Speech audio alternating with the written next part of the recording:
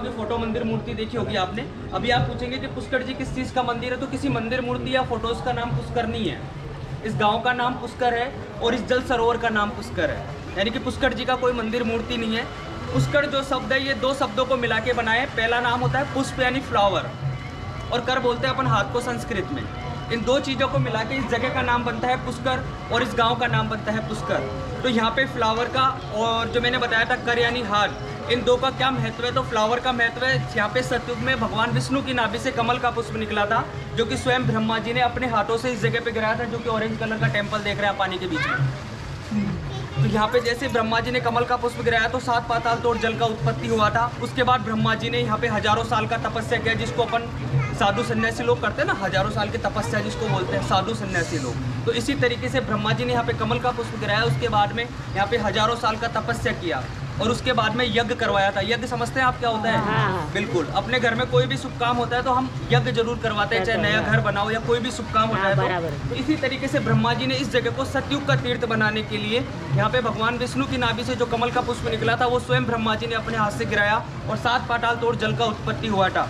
ये सतयुग की बातें हैं। अभी मैं नहीं बोलूँगा कि ये वही जल है, अभी बारिश का पानी आता है सिर्फ सामने से, तो पूजा अर्चना नहीं करेंगे, इसलिए हमारे यहाँ पे जल की पूजा होती है। जैसे अभी मंदिर जाएंगे ना आप ब्रह्मा जी के, तो वहाँ पे कोई फूल प्रसादी नहीं होता।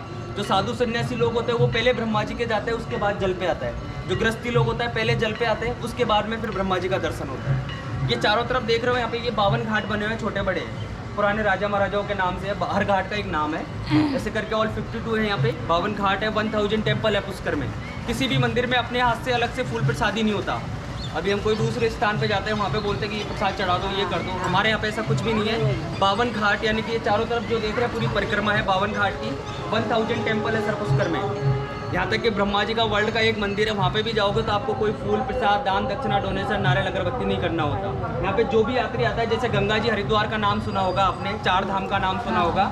अगर आप 4 धाम जाते हो और पुष्कर नहीं आते तो यात्रा अधूरी मानी जाती है, क्योंकि पुष्कर राज सब तीर्थों का गुरु है। तो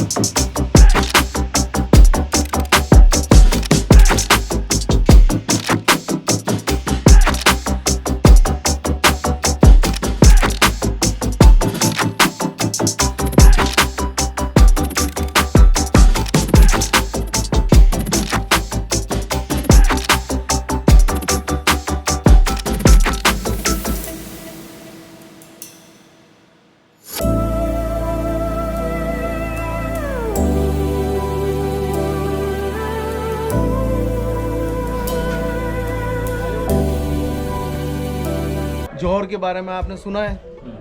शाका और जौहर में 2 फर्क है।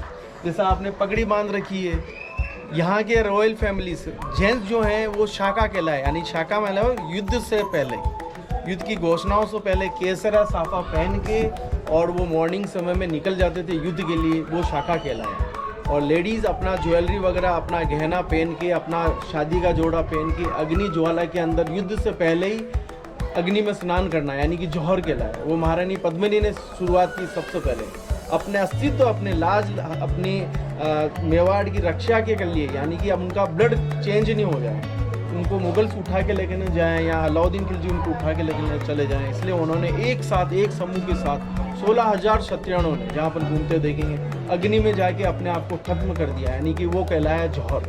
पहला जौहर हुआ महारानी पद्मिनी के द्वारा 1303 में। सेकंड है वापस 1535 के अंदर वापस बहादुर शाह ने अटैक किया।